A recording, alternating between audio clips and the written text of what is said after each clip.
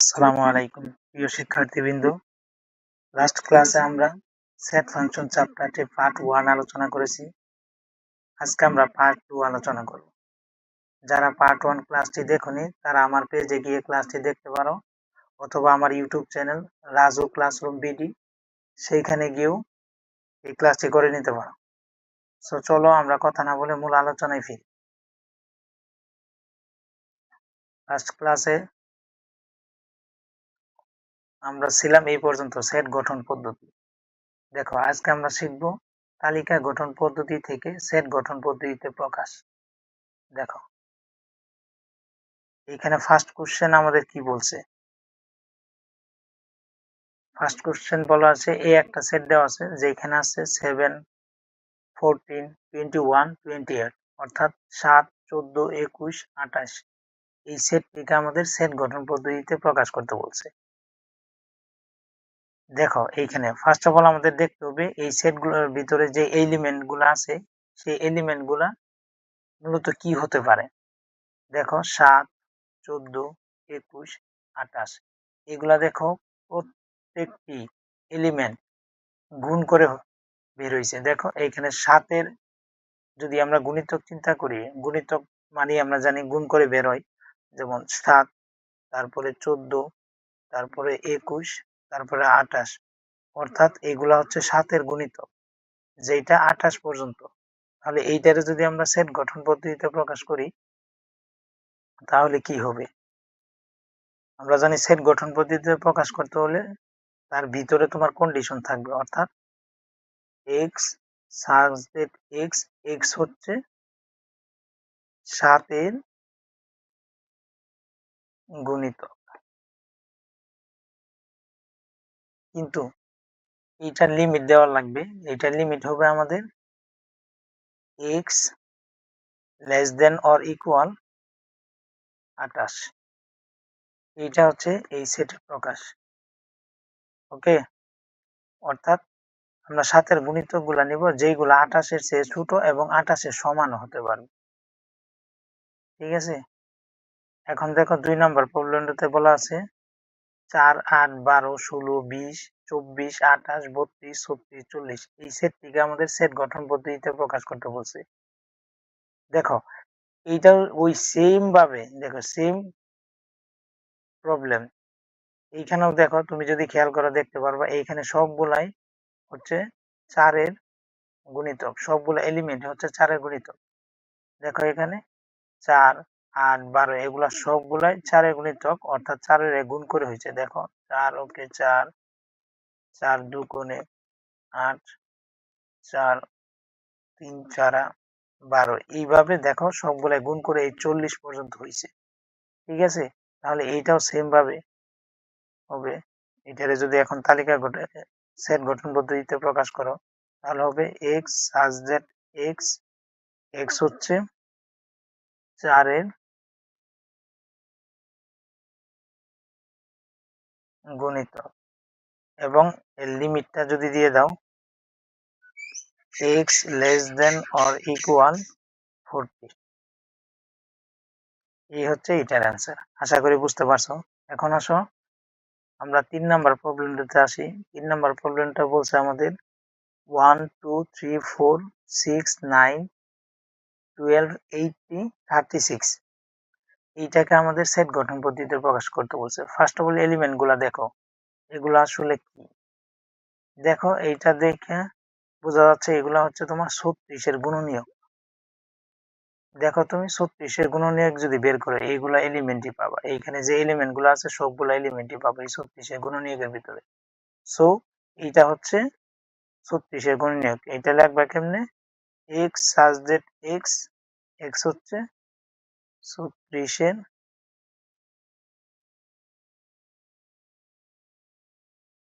গুণনীয়ক। শেষ, এটার অ্যান্সার এতটুকু। ওকে, তারপর আসো এখানে এই প্রবলেমটাতে বলা হয়েছে দেখো এইখানে +-4 +-5 +-6 অর্থাৎ এইখানে আমাদের আসবে পূর্ণ সংখ্যা। আর আমরা পূর্ণ সংখ্যা জানি, পূর্ণ সংখ্যায় প্রকাশ করা হয় z দ্বারা। তাহলে এটারে যদি আমরা সেট গঠন পদ্ধতিতে প্রকাশ করি তাহলে হবে আমাদের x বিলংস টু z, অর্থাৎ x এর মানগুলা পূর্ণ সংখ্যার অন্তর্ভুক্ত। ঠিক আছে, such that x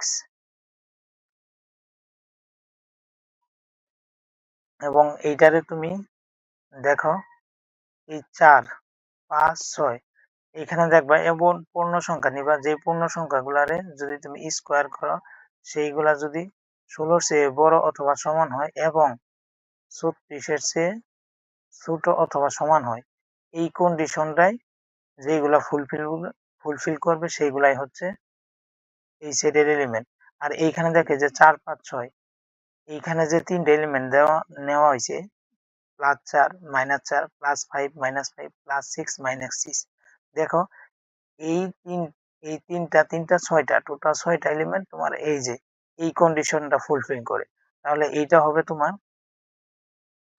যে 16-র চেয়ে বড় যদি আমরা এক্স রে স্কোয়ার করি এবং সেটা হবে 36-এর চেয়ে ছোট এবং সমান। এই কন্ডিশনটা দেখো, এই কন্ডিশনটা এইটা মানতেছে। দেখো তুমি প্রথম যদি +4 নাও সেইটারে তুমি যদি স্কোয়ার করো দেখবা 16 হয়। ঠিক আছে, -4 নাও এইটারও স্কোয়ার করে দেখবা 16 হয়। এই দুইটা করলে 16 হয়, যেটা কি 16 আমরা এখানে এই যে বলতে পারবো যে যেটার স্কোয়ার করলে 16-র সমান এবং 16-র চেয়ে বড় হতে পারবে, কিন্তু 16-র চেয়ে ছোট হওয়া যাবে না। কিন্তু এটা 16-র সমান হচ্ছে, এটা আমরা নিতে পারো, তার মানে +4 -4 দুটি নিতে পারো। সেম ভাবে তুমি যদি -5 নাও তার স্কোয়ার করো 25 আসবে, 16-র চেয়ে বড় হয়, নিতে পারবো।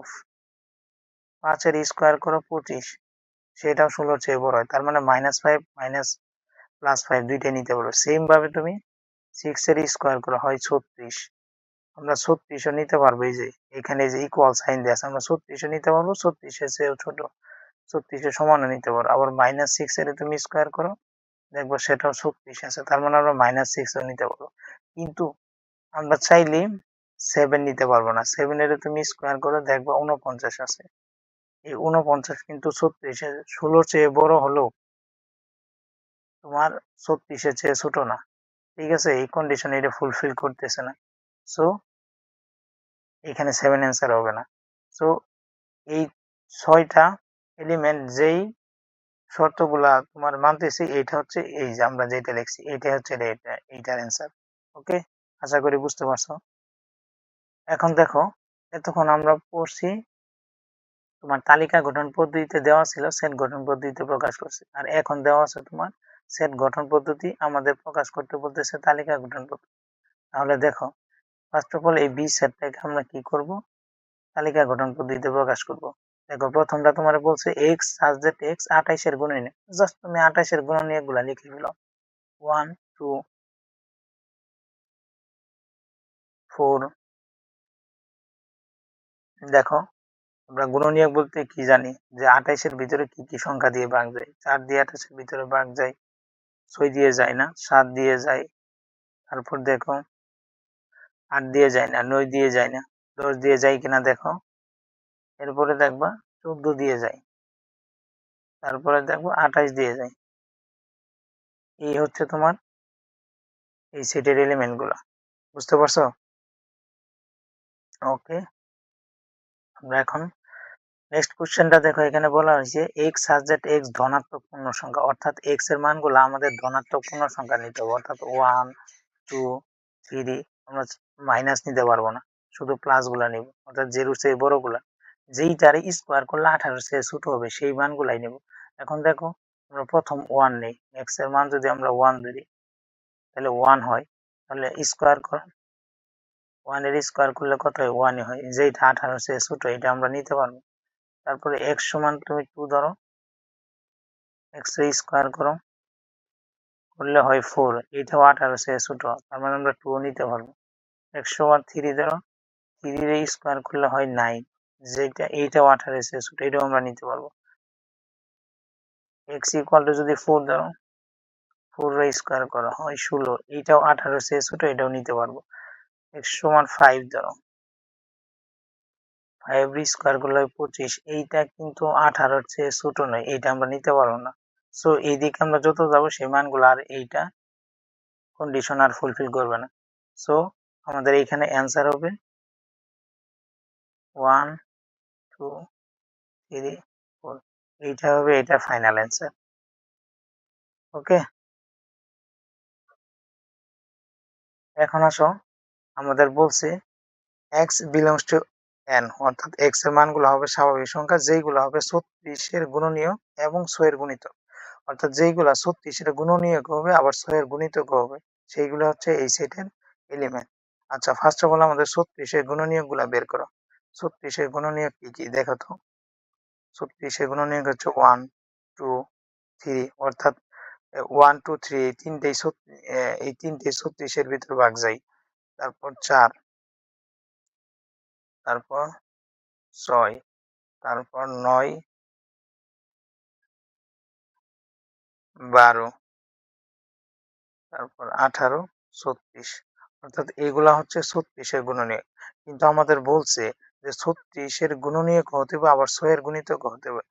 এই 36 এর গুণনীয়ক গুলার ভিতরে 6 এর গুণিতক কোনগুলা দেখো, এই 6, এই 12 18 আর 36, এই চারটা হচ্ছে কি দেখো, এই 36 এর গুণনীয়ক আবার গুণিতক এগুলা কিন্তু 36 এর গুণনীয়ক ঠিক আছে 1 2 3 4, কিন্তু এগুলা কিন্তু তোমার 6 এর গুণিতক না, কারণ 6 এর গুণিতক আমরা জানি গুণিতক মানে কি গুণ করে শুরু হয়। 6 এর গুণিতক বলছে যেহেতু 6 এর প্রথম গুণিতক হবে 6, মানে 6 কে 6, দ্বিতীয় গুণিতক হবে 12, তৃতীয় গুণিতক হবে 18, চতুর্থ গুণিতক হবে 24, এইভাবে। এখন দেখ এইখানে 6 এর গুণিতক গুলো হচ্ছে 6 12 18 আর এই 36, তার মানে এই চারটা হচ্ছে 36 এর গুণনীয়ক আবার 6 এর গুণিতক দুইটি।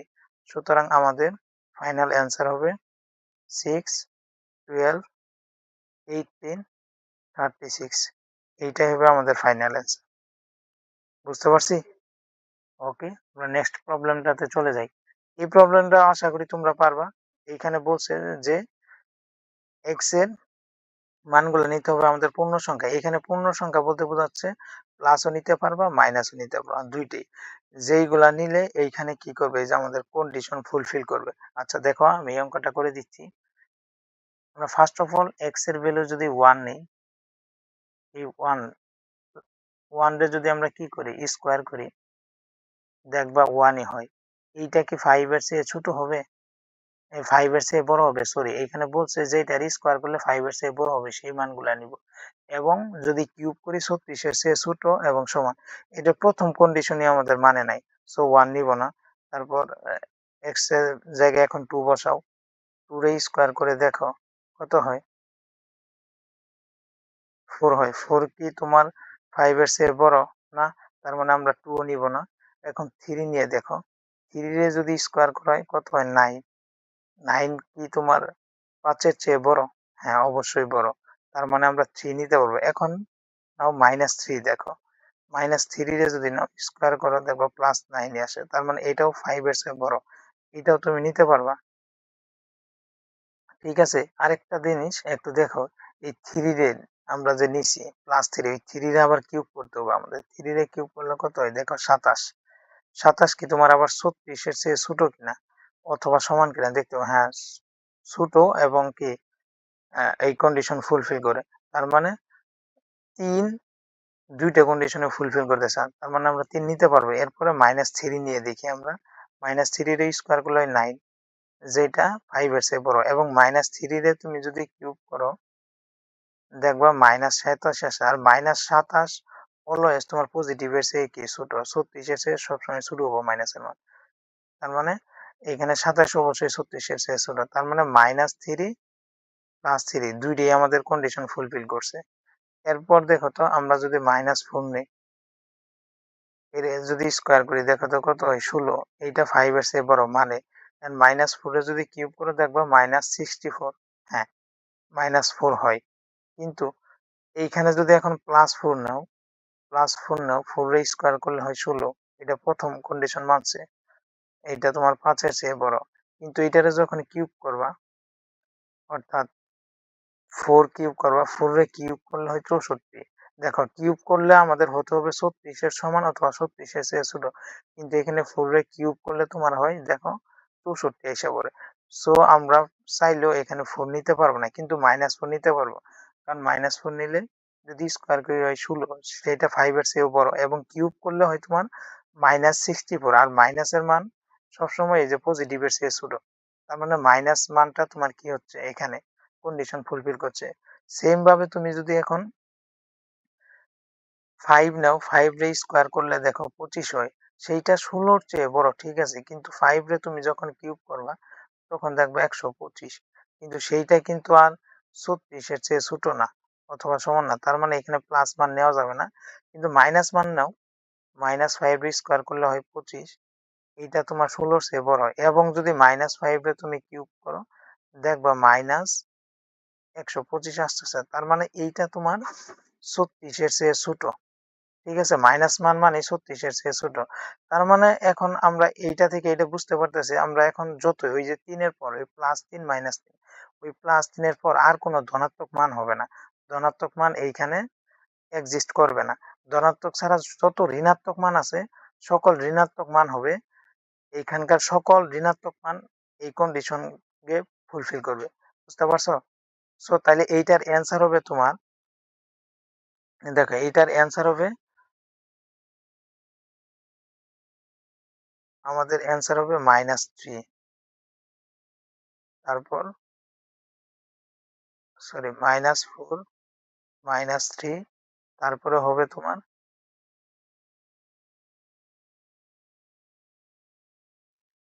+3।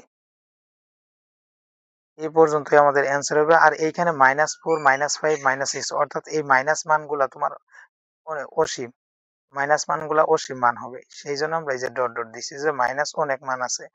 ঠিক আছে, আমরা শুধু এখানে -4 পর্যন্ত দেখাইছি, -4, -3, কিন্তু এখানে এই যে অসীম, এইদিকে আর অনেক মাইনাস মান হতে পারে, কিন্তু প্লাস মান সর্বোচ্চ 3 পর্যন্তই হবে, এর বেশি হবে না। ঠিক আছে, সো এইটাই হচ্ছে এইটার অ্যান্সার। আশা করি বুঝতে পারছো।